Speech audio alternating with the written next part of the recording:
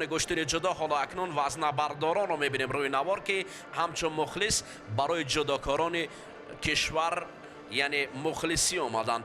دو پهلوان وزن تا 81 کیلو مبارزه خواهند برد در رقابت‌های نوبتی. روز دوم از دوستان عزیز، نفرانی که تازه به شبکه ورزش پیوستند که نبرد پهلوانان کشورهای تاجیکستان، روسیه، ازبکستان و دیگر کشورها در جام پرزیدنت جمهوری تاجیکستان میان هم نبرد میبرند.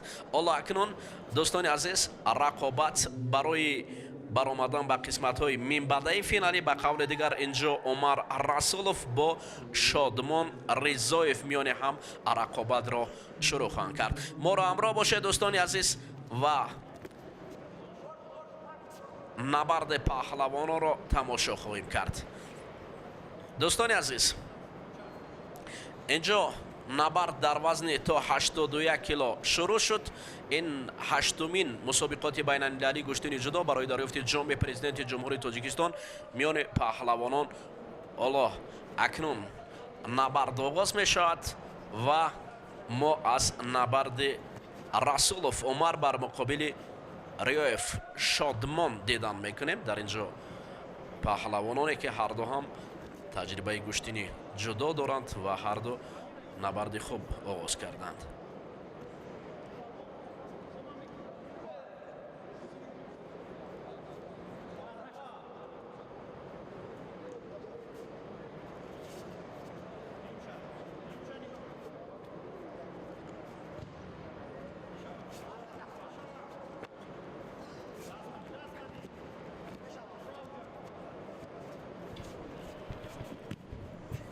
خب دوستان عزیز، اکنون من میخواستم کمی درباره این پهلوانان برای شما معلومات دهم. رسولوف عمر پهلوان است که جمهوری تاجیکستان را معرفی میکند و رقیبی او باشد از روسیه، از شادمان رضایف. حالا ببینید در اینجا پهلوان تاجیک بسیار عمل نیک را برای باقی کردن رقیب است و هیچ قرار نهایی خود را برای یک وزری فقط به دست آورده است. رقیبی او قبلا تا سال 2019 هم در از جانب جمهوری تاجیکستان رضایف شادمان برآمد میکرد. 2017 هم در جام آسیا مقام اول یعنی برنده جام آسیا بود و 2019 هم در آسیا هم در مقام دوم قرار داشت.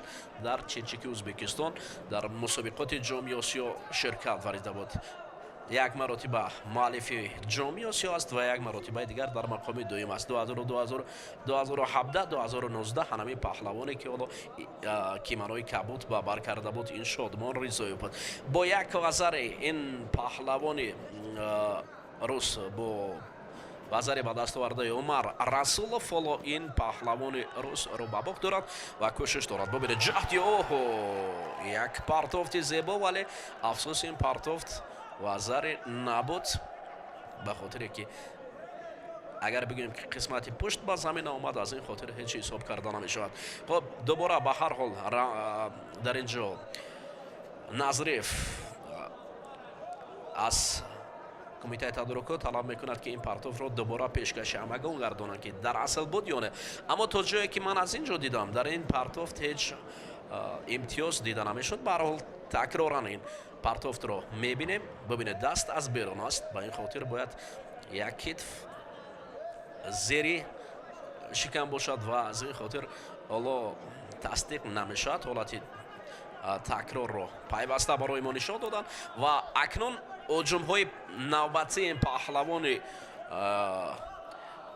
تاجیک تبار روس که عمر رسولوف است شادمان رضایف است در اینجا برای به دست آوردن امتیاز نوبتی و نظریف اشاره دارد که آنها در مرکزی میدان مبارزه برند. خب دوستان عزیز، پهلوانان دیگر کشورها همچنین جو از وزنه‌برداران گفتیم در اینجا یکی از وزنه‌برداران نامی هم خیرالدین رضایف حضور دارد به خاطر مخلصی از شادمان رضایف و نبرد. ببینید رضایف خیلی کوشش دارد این نبرد اصولی او چه مطر را بخواهد به کار برد. در اینجا موفق نشد. دوباره خود زیری پرتافت رقیب موند و وزری فکر میکنم این باخت پهلوان روس است. در اینجا عمر رضایف عمر رسولوف بسیار خوب کوشش کرد عکس‌العملро ба кор бурд ва Шодмон Резоев иштибоҳ кард. ҳоло ба ҳар ҳол тасдиқ нашудааст вазаре ва такроран ҳолатиро бибинем. бубинед,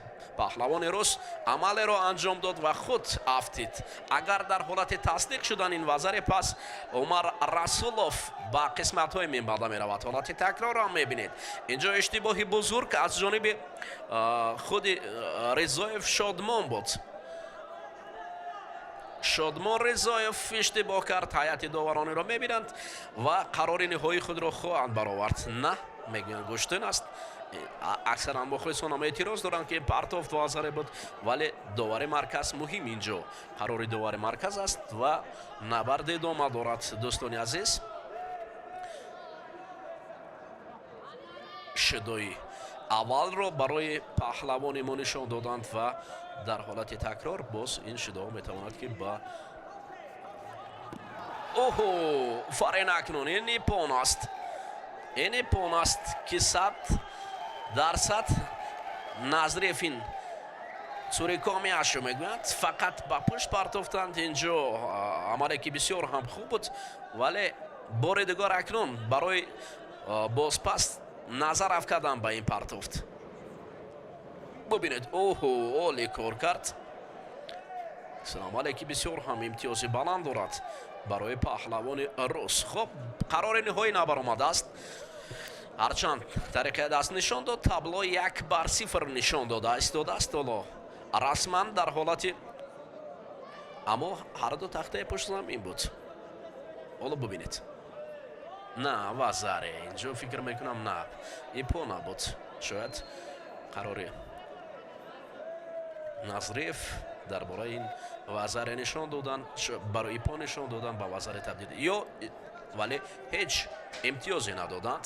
акнун гӯштин идома меёбад бо як вазаре паҳлавони пироҳани сафедпӯшидаи ҷумҳурии Тоҷикистон. ҳоло гӯштин идома меёбад. бубинед, гаштаю баргашта дар ин ҷо Умар Расулов мехоҳад ки сареф гирифт ва боз худ як маротибаи дигар бисёр шакли нодурусти паҳлавони мо Умар Расулов инҷо метавонист ки ҳатто барои рақибон як ҳолати нохуш орад. ҳоло ба ҳар ҳол боз дубора рефери марказ тақозо дорад ки ин партофтро бубинанд чӣ буд. як набарди бисёр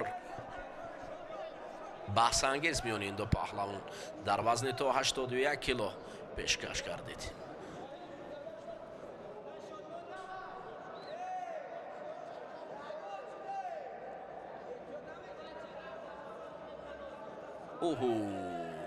бисёр хатарнок. ҷо метавонам барои Умар Расулов ҳолати қансоки ки тариқи сар дифоъ кардан ба назар гирифта шавад. агар ӯро реферон ё ҳайати комиссия ба назар гирад, пас гӯштин мешавад. гӯштин мешавад. онҳо хитоб доранд ки гӯштин идома ёбад. хуб, вақт сипарӣ мешавад. ҳанӯз чанд сония дигар боқӣ мондааст. ҳудуди 30 сония дигар ва набарди паҳлавонон идома дорад.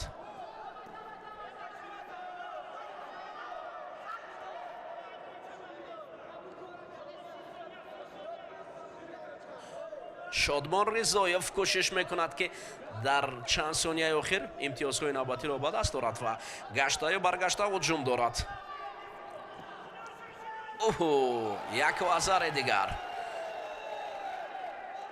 бале, вазаре ва ҳамин тариқ ду вазаре ба ипон мубаддал мегардад ва Умар Расулов паҳлавони мо ба давраҳои минбаъда меравад ва Шодмон Резоев бошад дар рақобатҳои тасалобаш куштин хоҳад гирифт.